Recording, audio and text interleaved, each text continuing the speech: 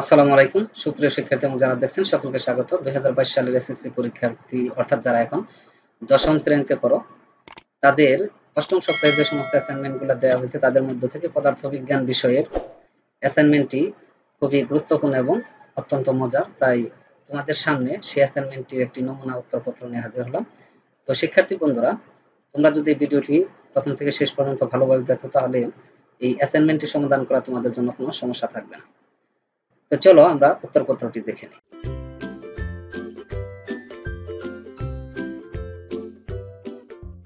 তো শিক্ষার্থী বন্ধুরা, প্রশ্নে যেভাবে চেয়েছে ঠিক সেভাবে আমরা উত্তরটি এখানে উপস্থাপন করেছি।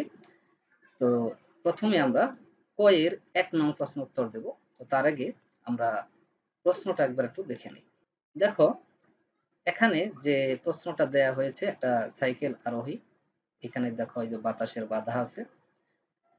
তো এই যে বাধাজনিত কারণে তার যে প্রয়োগকৃত বল আছে সেখানে কিছু সমস্যা হয়েছে, অর্থাৎ সম্পূর্ণরূপে কার্যকর হয় নাই, সেই বিষয়টা নিয়ে এখানে অ্যাসাইনমেন্টটা আসলে উপস্থাপন করতে হবে।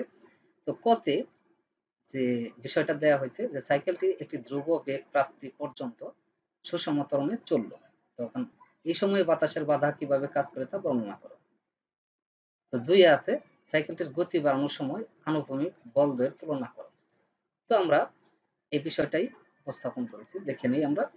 তো ক একে উত্তর, পৃথিবীর পৃষ্ঠের উপরিভাগ বায়ু দ্বারা পরিপূর্ণ, এজন্য পৃথিবী একটি বায়ু সমুদ্র হিসেবে বিবেচিত হয়। বায়ুচাপের কারণে মূলত বায়ু এক স্থান হতে অন্য স্থানে প্রবাহিত। সাইকেল আরোহী যখন সাইকেল চালিয়ে সামনের দিকে অগ্রসর হয় তখন সে বাতাসের বাধা অনুভব করে। বাতাস তার গতির বিপরীত দিকে এক প্রকার বলের সৃষ্টি করে, ফলে তার গতি ধীরে ধীরে কমতে থাকে।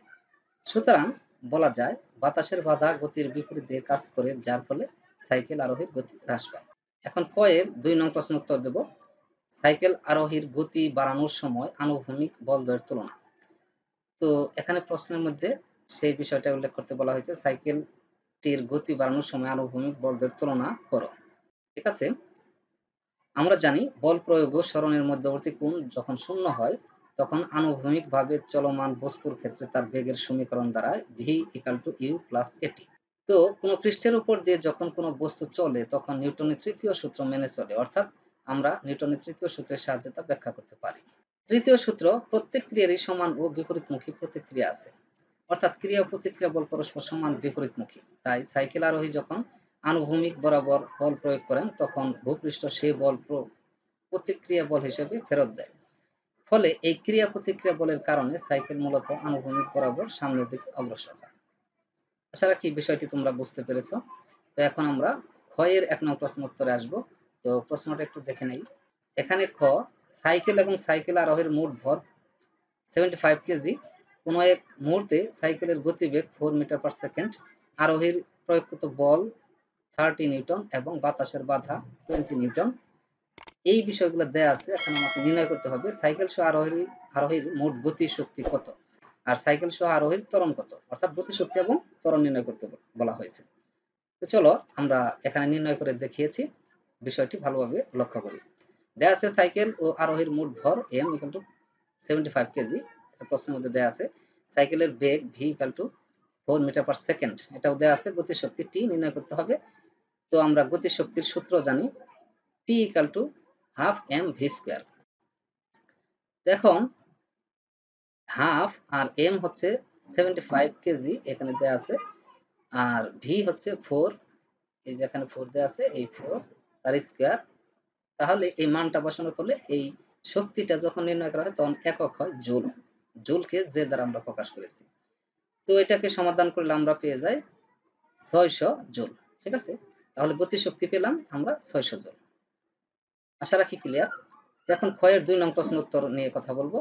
দেওয়া আছে সাইকেল ও আরোহীর মোট ভর এখানেও 75 কেজি, আরোহী কর্তৃক প্রয়োগকৃত বল F1 30 নিউটন এবং বাতাসের বাধার কারণে বল F2 20 নিউটন। ক্রিয়ারত বল F = তাহলে কত হবে F1 - F2, অর্থাৎ এইটাই কার্যকর হচ্ছে। তাহলে 30 - 20 হলো 10 নিউটন। ঠিক আছে, এই 10 নিউটন বল কার্যকর হচ্ছে।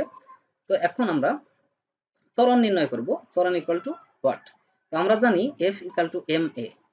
ত্বরণ নির্ণয়ের সূত্র এখান থেকে আমরা পাবো ত্বরণ a equal to f by m। তো f এর মান 10 আমরা একটু আগে পেয়েছি, আর m এর মান 75।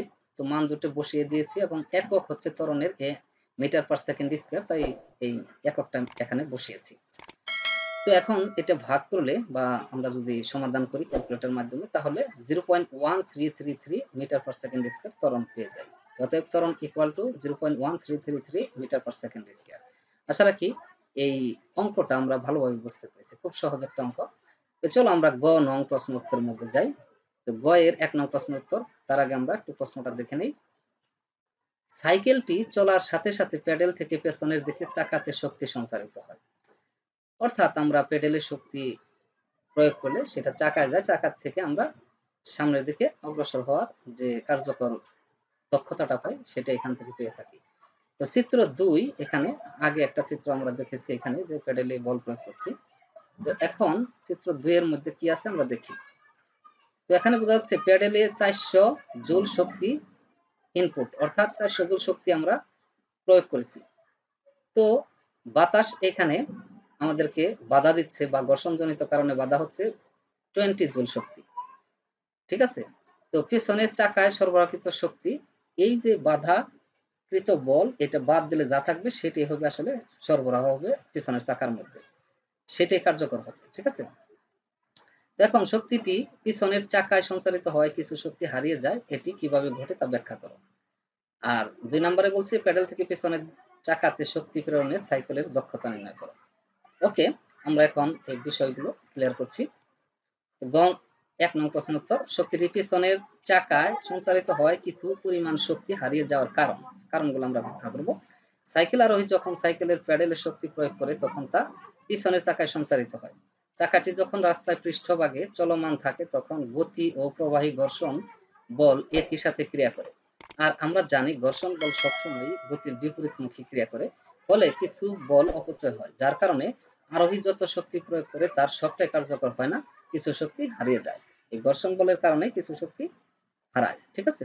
আমরা আশা রাখি বুঝতে পেরেছি। তো এখন আমরা গয়ের 2 নং প্রশ্ন উত্তর নিয়ে কথা বলবো। দেওয়া আছে এখানে প্যাডেলে ইনপুট শক্তি হচ্ছে E1 ধরে নিলাম 400 জুল, হারানো শক্তি E2 20 জুল, ঠিক আছে। প্যাডেলের কার্যকর শক্তি তাহলে আমরা বের করব E = E1 - E2।